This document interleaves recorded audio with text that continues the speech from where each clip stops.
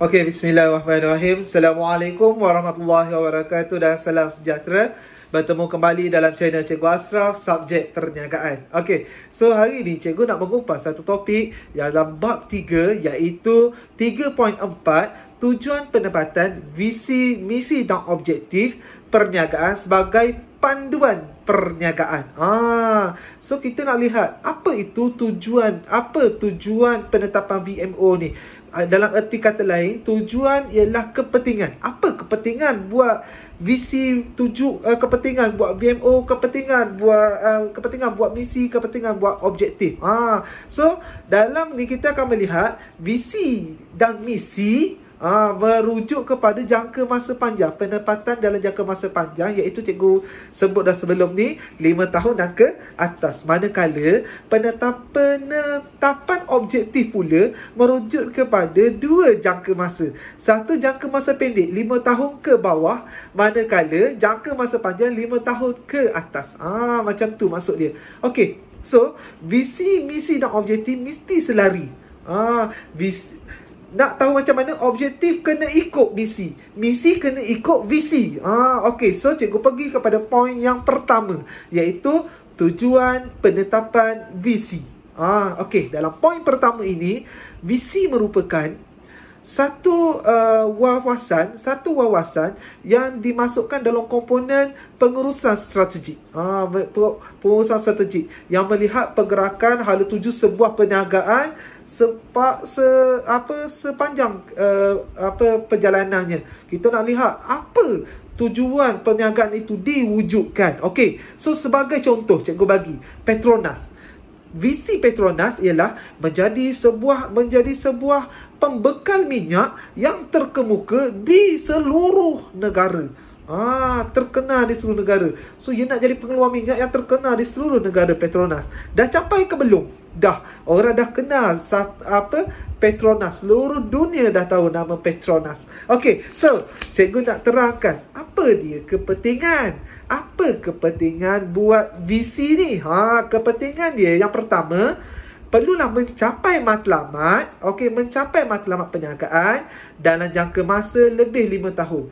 Kena ada matlamat, dia kena capai juga matlamat. Itu yang pertama. Kepentingan yang kedua ialah mendorong semua pihak daripada bos, daripada CEO, kepada pengurus, kepada pekerja untuk memahami dan melaksanakan, bekerjasama melaksanakan visi itu, menterjemahkan visi itu dalam bentuk tindakan, supaya semua orang tahu kita perlu jadi sebuah, contoh macam Petronas, jadi sebuah pengeluar minyak yang terkenal di seluruh dunia.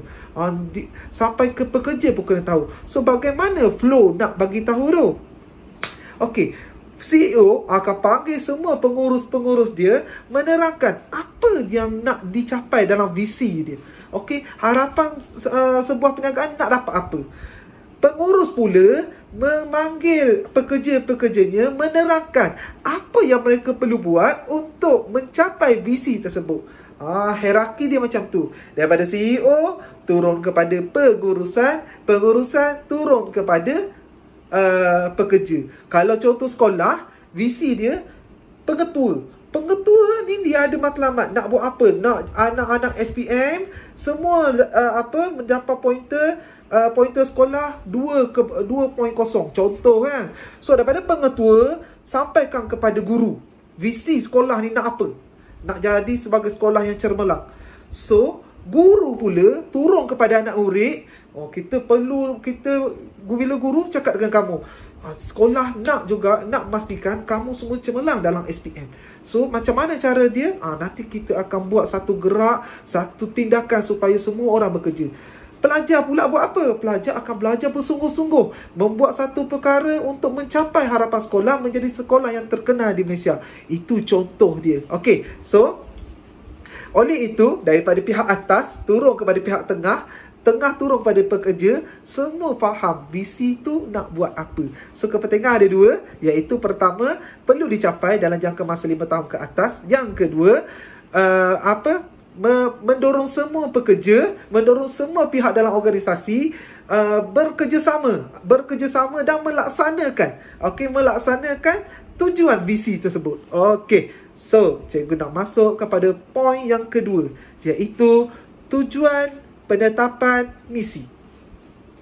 Dalam tujuan penempatan misi, kita melihat kepada misi dibentuk hasil daripada visi. Misi itu dibentuk bila ada visi dekat atas, wujudlah misi. Okey, macam mana nak lihat, macam mana nak tahu nak bentuk misi ni? So misi lebih menjurus kepada aktiviti yang dijalankan dalam sesebuah perniagaan dalam masa tu. Sesebuah perniagaan pada masa tu. Contoh kalau Petronas, perniagaan dia apa? Dia fokuskan kepada pengeluaran minyak, betul tak? Pengeluaran minyak untuk pergi kepadanya. Pembekalan minyak minyak petrol, minyak kenderaan kepada minyak-minyak yang selebihnya. Itu adalah proses dia. Okey, so dalam apa dia? Kepentingan menetapkan misi. Okey, bila soalan exam tanya, jelaskan kepentingan penetapan misi ataupun jelaskan tujuan penetapan misi. Okey, ada 5 jenis tujuan anak-anak. So fokus tau 5 jenis ni. 5 poin kepentingan penetapan misi. Yang pertama ialah menyatakan sebab sesebuah organisasi itu wujud. Kenapa organisasi itu wujud? Kalau organisasi sekolah wujud untuk melahirkan anak-anak yang cermelang dari segi secara holistik, dari segi akhlaknya, dari segi jasmaninya, dari segi spiritualnya dan sebagainya. Okey, so di sini pada poin yang kedua ialah menerangkan aktiviti yang akan dijalankan. Poin pertama apa? Poin pertama menyatakan sebab tujuan organisasi itu wujud. Yang kedua, menerangkan aktiviti yang dijalankan dalam sebuah perniagaan tersebut. Okey, poin yang ketiga iaitu memudahkan pihak pengurusan mengagihkan sumber yang berkaitan kepada bahagian-bahagian tertentu. So yang keempat ialah sebagai garis panduan menilai keperluan setiap bahagian. Bahagian contoh bahagian apa cikgu? Bahagian pemasaran, bahagian pengeluaran, bahagian jualan, bahagian belian, bahagian research and development, penyelidikan dan pembangunan. Ini yang kita nak lihat, okey? Yang kita nak buat pembahagian. Okey, yang kelima ialah pengagihan sumber manusia dan sumber fizikal secara tepat, cekap dan berkesan. Okey, so itu ada 5 kepentingan yang cikgu telah nyatakan. Okey, so di sini kita melihat kepentingan ini perlulah dititik beratkan daripada pihak CEO kepada pengurusan terus kepada pekerja. Okey anak pelajar, boleh faham kat situ? So cikgu nak masuk kepada topik yang ketiga, iaitu tujuan penetapan objektif. Kenapa nak tetapkan objektif? Okey, dalam tujuan penetapan objektif terikat dengan ciri-ciri SMART. Ia terikat. Ingat tak kita belajar sebelum ni ciri-ciri SMART? So dia terikat dengan ciri-ciri SMART ni. So apa yang kita nak lihat dekat ciri-ciri SMART ni? Di mana dalam objektif ni perlu menerangkan, penyataan objektif ni perlulah selaras dengan misi. Penyataan objektif ni perlu selaras dengan misi. Cikgu, katakanlah cikgu, tiba-tiba syarikat tu daripada menjual, contoh syarikat tu ditubuhkan untuk menjual makanan, tiba-tiba makanan tak jadi, dia nak tukar kepada menjual produk kosmetik. Contoh menjual produk daripada jual makanan catering, nak jual kepada makanan diet suplemen. So bila berlakunya perubahan jualan, bila berlakunya perubahan perniagaan, visi berubah, misi berubah, objektif berubah. So, cerita dekat sini, dalam nak melihat kepada objektif kena selari dengan misi. Misi kena selari dengan visi. Dia ada hierarki dia. Okey, cikgu, semua objektif nak kena ada ke ciri SMART? Tak.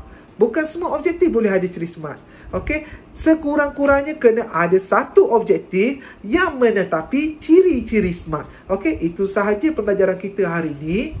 So, rumusan cikgu nak cerita berkenaan dengan topik tujuan penempatan visi, misi dan objektif ialah rumusan dia ni.